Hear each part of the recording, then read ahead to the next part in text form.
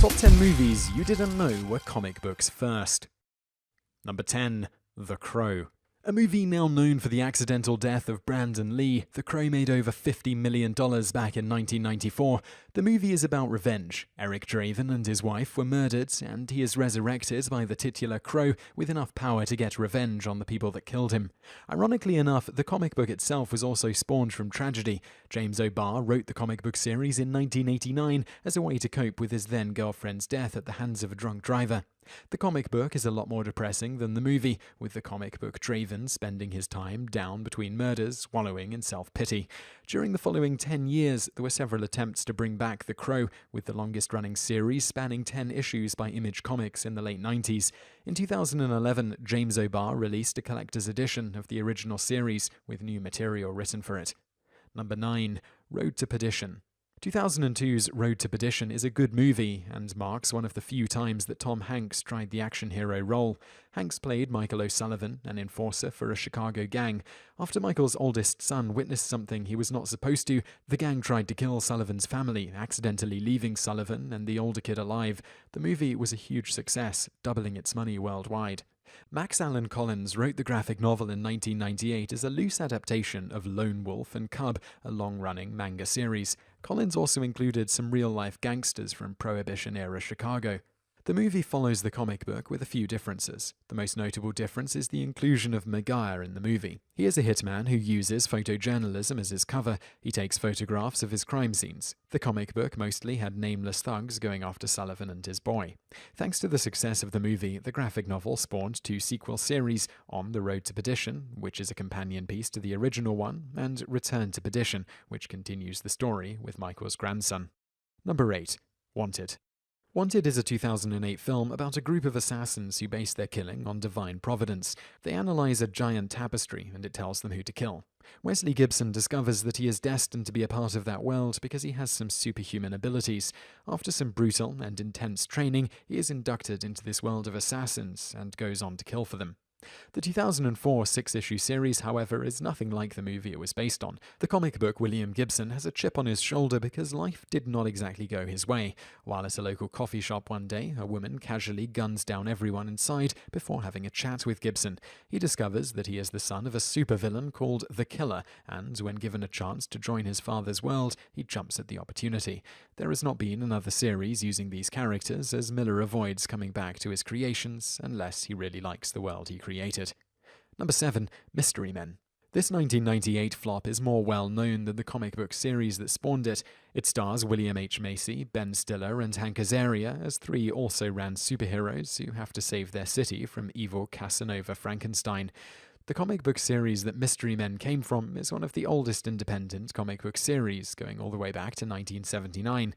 Having nothing to do with the movie that spawned it, Flaming Carrot Comics is known for being a surrealist take on the superhero genre. The star of the comic became what he is when he read 3,000 comic books in one night to win a bet, and it unhinged his mind. Over the last 15 years, collections of the Flaming Carrot comics have been collected and sold through Image Comics. Bob Burden still maintains the rights to his creation and has published with a lot of companies. His last comic appearance was in 2008, and he has not appeared in a comic book since. Number 6. Tank Girl. Tank Girl is a 1995 movie that is known for being offensive to a lot of viewers. It is set in a post-apocalyptic wasteland where water is the most precious commodity and the W&P Corporation controls most of it. Tank Girl and her band of rebels are outlaws because they own a well inside their house. Before the movie, Tank Girl was a regular feature in Deadline, a British underground magazine. Nothing like the movie it spawned, Tank Girl is known more as a scathing take on British pop culture and politics at the time. Until very recently, the creators of Tank Girl have not really done a lot with her. Their Hollywood treatment left a lingering bad taste in their mouth, and they wanted as much distance from her as possible. After 2008, she has been in continuous publication, with a new series released every few months. Number 5. Men in Black. In 1998, the Men in Black movie helped cement Will Smith's place in the A-list. It's a light-hearted action comedy about 2 protectors of the Earth trying to protect it and all of its resident aliens from all sorts of intergalactic threats. In 1990, the now-defunct Malibu Comics published Men in Black as something of an intergalactic and interdimensional ice. There were 2 6-issue series made with the MIB. There was also a one-shot special that Marvel made soon after purchasing the rights to the characters. Apart from the movies and a cartoon, there really has not been a lot done with the characters since 1997. Number 4. The Surrogates. The Surrogates was released in 2009 and it starred Bruce Willis as an FBI agent trying to find out who killed Dr. Kanker, the man that created the surrogate technology. After coming close to finding out who the killer was, Bruce is forced out of his robotic doppelganger and he is forced to continue the investigation as a flesh and blood person. In 2005, IDW published The Surrogates as a 6-issue comic book series to mixed reviews and moderate success. The movie is a mostly faithful adaptation of the source material, with a few logical changes that work better for a big screen format. The movie also has more of a positive ending than the comic book. After the initial series, a 6-issue prequel series was made around the same time the movie was released. Number 3. The Mask. An early starring role for Jim Carrey and Cameron Diaz, this 1994 movie was also known for early CGI effects and a light-hearted, kid-friendly tone. Carrey plays Stanley Ipkiss, a down-on-his-luck bank teller that finds the mask, which allows his inner id uncontrolled access to the real world. Of the 3 movies that Jim Carrey made that year, this was the most successful and the most critically acclaimed.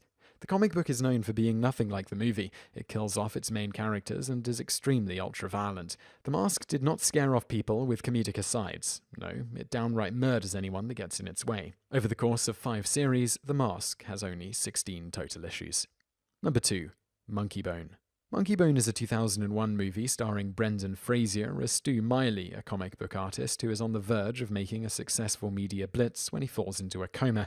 He wakes up in Darktown, where he runs into Monkey Bone, his own personal id. The comic that Monkey Bone spawned from is called Darktown, written by Kaja Blackley, an independent comic book writer. Released in 1995, the main character suffers a similar fate that Stu Miley suffered. Jacques de Bergerac falls into a coma and wakes up inside Darktown, where Death tells him that he's only got 12 hours to live.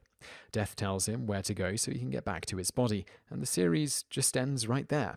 It did not have a second issue. Number 1. 30 Days of Night.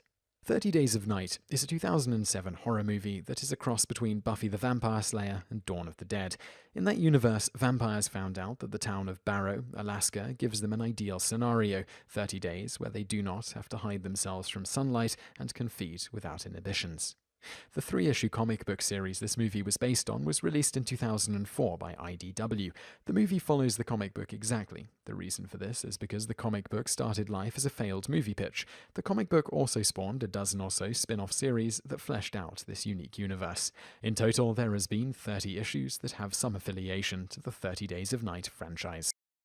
If you enjoyed this video, be sure to subscribe to our channel by clicking the subscribe button in the top right. Our channel has loads of other awesome videos just like this.